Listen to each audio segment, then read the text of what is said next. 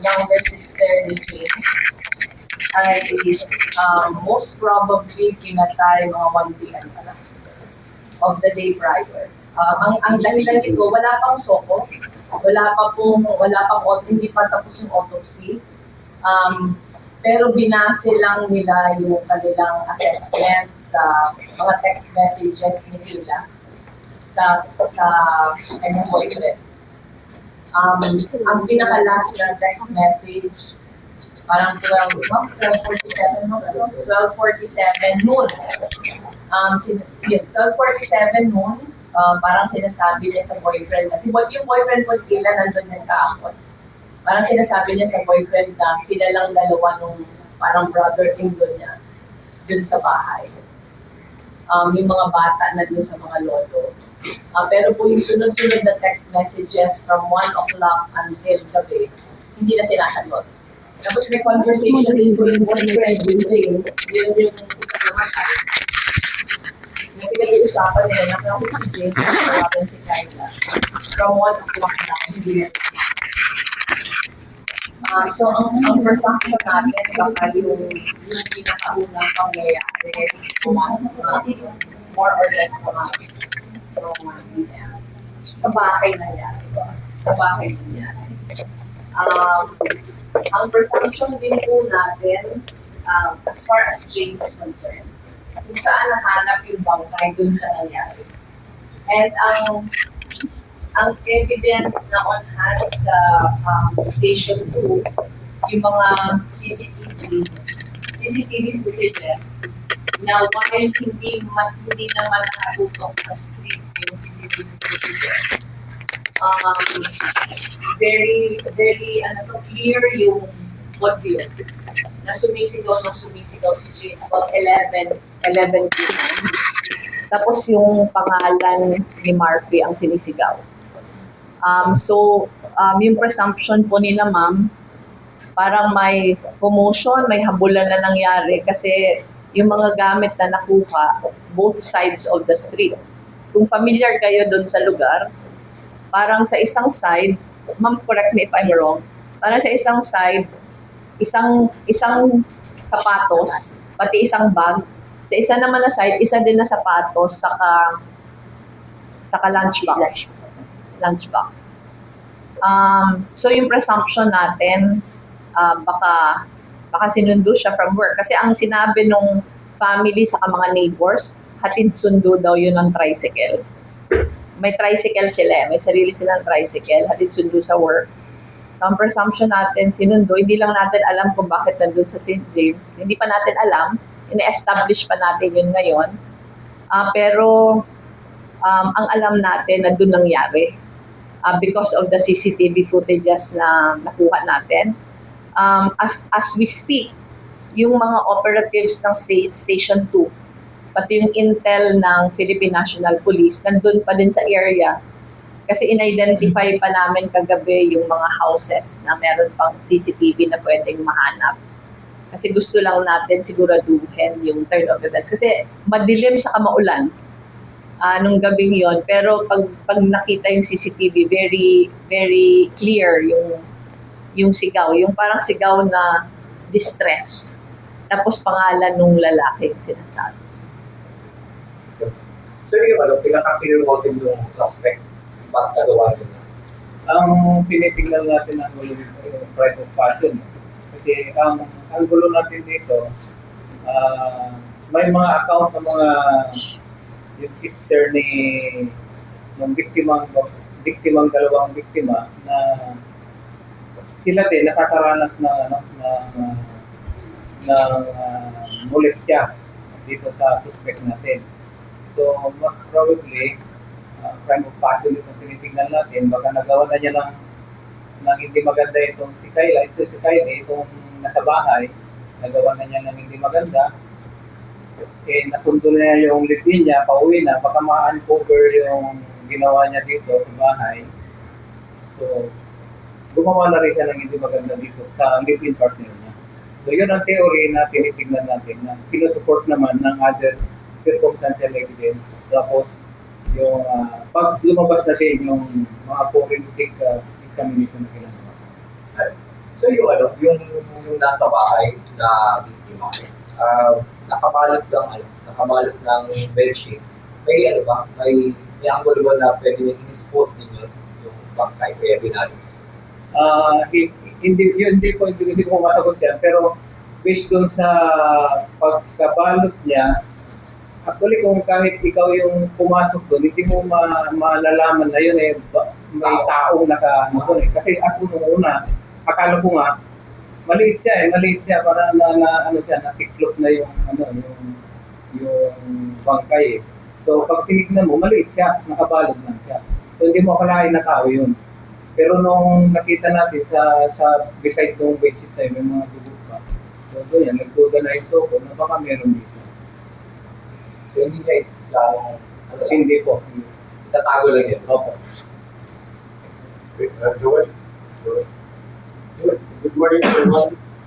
Yung physical evidences po na nakuha and sa CCTV at the time visual investigation po din. Enough na po ba yun para ma-shortlist na yung perpetrator? So far po,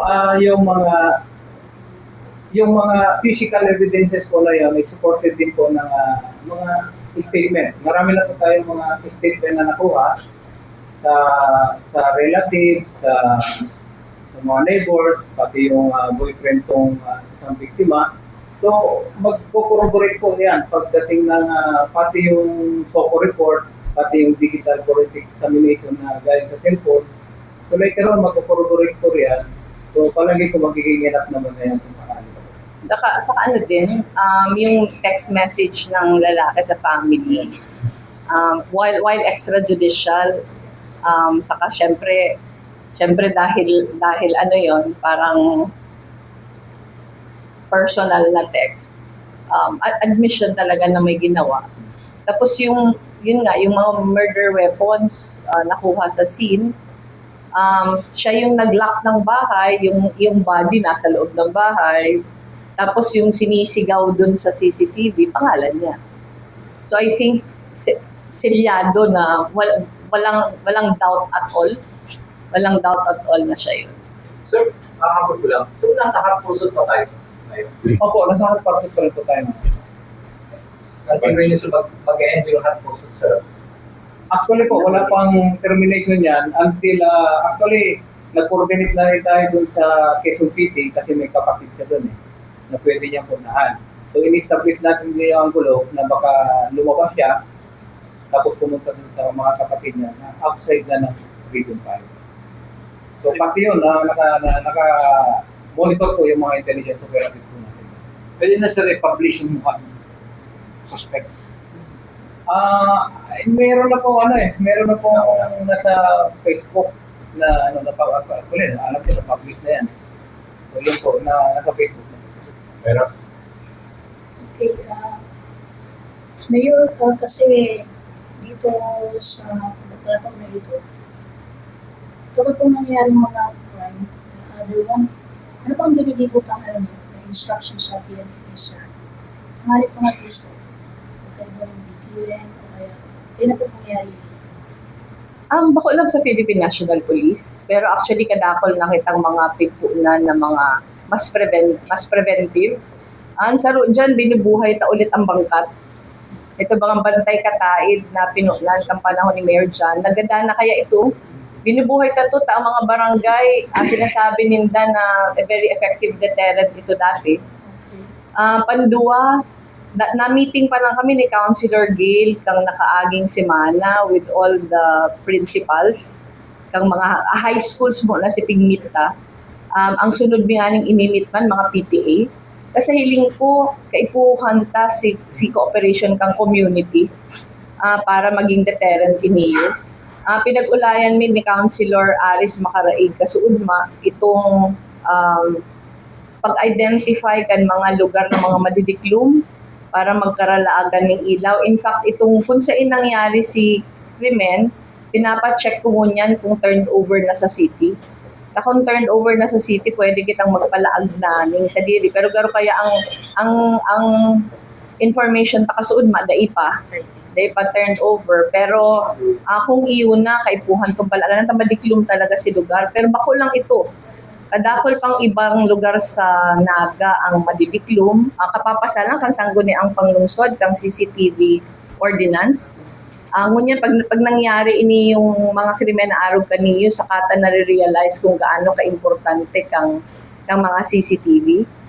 Pero kaya iniyo tinutukan ta talaga, kabali na itong palikwason, na incident, tinututukan talaga. Tabutan ng mangyari, itong nangyari dati kay Bandoho, na na-dismiss si kaso. So iniyo, kasi very conscious ang station police too, nagabos na protocols na susunod. At ang pag nag-file kita ng kaso, diin na siya ma-dismiss ulit. Araw kang nangyari dati. Sa PNP, sir, saan niyo po bang develop? Saan niyo po bang pagkaya na ba ito, sir? Alarming na ba ito sa part ng nagyanyo? O tolerable ba itong mga crimes? Para sa amin po, hindi naman alarming kasi nasusog naman po natin yung mga krimen na nangyayari sa mga i-focus crime na sinasabi natin, yung mga index crime. Actually, na-identify naman natin po yung mga suspect. So may ginagawa po naman ng PNP na investigation process as mga preventive measures po na ginagawa natin. Ako may sinabi ko na iniyo during the Peace and Order Council meeting na while totoo, comparative sa ibang mga LGUs, maray ang standing ta as far as safety is concerned. In fact, yung kita sa top 10 sa mga LGUs as far as safety is concerned. Pero one crime is too much. Diba? So dawa saro lang siya, dawa sabihin mong isolated siya, grabe ang effect kaniyo sa pagmati ng mga taga-Naga. Pero may pagmati, dawa paaro kaniyo, garo personal si motivations, pero nakakatao man girare siya ng pagkatakot. Kaya while we assure the public na gabos ginigibot para diin na maulit, kaipuhan i-exert si gabos na effort na talagang diin na siya maulit. Kaipuhan magtao kita ng katrangkiluhan sa pagmatik ang iba na talagang safe ang lugar ta. So continuing na effort iniyo. Kumusta po ang implementation after? Ang barangay pig-tap na para effective na ma-implement ang curfew. Siguro si Councilor Omar ang makakatao sa tuning detalye. Yan po. Continuous man po giraray ang pag-implement ng mga barangays sa curfew ordinance. Siyempre, minsan pagka mayong nangyayari, kakaligtaan, pero normal sana. Pero digdi sa pangyayaring ini, nailing ang kahalagahan ng mga naka-establish na ng mga ordinances ta. Pareho kayan sa curfew, kaniyo sa CCTV, mga bagay na kaipuan sa pag-iingat ng mga tao. Apera kang abilidad kang sa tuya mga investigators, kaipuan si itong mga equipment, si itong mga established na mga sa tuyang units niya already. Units kang PNP, pareho kang SOCO, pareho kang anti-cybercrime unit, pati na itong K9 unit ng PNP. Yung mga importanteng maray sa bakulang sa pag-preempt ng krimen, hindi pati na sa pag-investigate. So, sa tuya po mga ordinances, sa ngunyan, iling ka na sapat, pero pagka may mga developments na iling ka may kulang pa, siyempre continuous ang sa tuyang pag-iisip kung paano lalo may improve ang sa tuyang ability na i-preempt ang mga krimen. Sabi nga, prevention is always better than cure.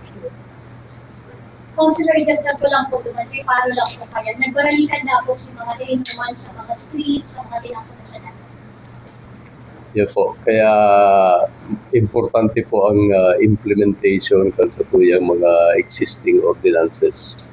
So, dahil pwedeng iasa lang yan sa tuyang mga kapulisan o mga otoridad. Ini po kay puwanta ang kooperasyon kang ito yung mga communities dyan sa mga barangays and ipon pa ang participation kang gabos. Aram taman kung arin ang tama, arin ang sala, sundon ta kung arin si tama. Sa tuya man pong mga enforcers, ipantang efforts po di data, ini mga bagay na ni, nga ikayan, minsan nagli-lead sa mga krimen. Kaya kay po continuous ang sa tuyang effort sa mga arkan. Sa mga nangyayari, hindi ko tingin na sino magandang sa mga nangyayari. Siyempre, every time may nangyayari, nagtatao talaga siyang kahaditan na daisy. Again, ulitin ko lang si Subago, pag hiniling ta si Datos, pag hiniling ta si Datos kumpara sa iba, maray kita. In fact, ang katatapos lang kan sa tuyang POC meeting, ang pinakadakol nga ning incident sa Naga vehicular accidents, yung nga ang pag-iis ko sa rantang Atubangon. Si ano talaga, si mga crimes na arog ka iniyo, dikit siya kumpara sa iba. Pero again, dawa sa rusa na yan, di kita kontento. Di kita kontento, kaya sisiguraduhon ta na ngunya na nangyari iniyo, di kita mapundong tutukan siya hanggang di madakop si suspect. Pero bako lang na di madakop ang suspect na mapanagot siya. So, araw nga na sinabi ko, kasuod very careful sila ma'am, kasi hindi sila nag-handle, nagabos talaga ang protocols, masunod. Itong panikwason, itututukan ta ito. In fact, igwa na mga bagong developments. Pero di ita pupunduhan hanggang di siya na-solve. Ka oras na di siya ma-solve, di ita mahahali sa isip saka sa puso ng mga tao na di isinda safe. So, kaipuhan talaga na matutukan siya. Pero again, data kaya pwedeng iasa sa PNP, sa PSO, ining mga arganing bagay. Argan sabi ni Councilor Omar, mas prevention si dapat ang gibuhon. Si pag-assess kung si mga ordinances ba na i-enforce ning tama, igwa pa bang mga ordinances na kulang, pero pinakahuli ning assessment, kadakol kitang ordinances dahil lang na-enforce ning tultul.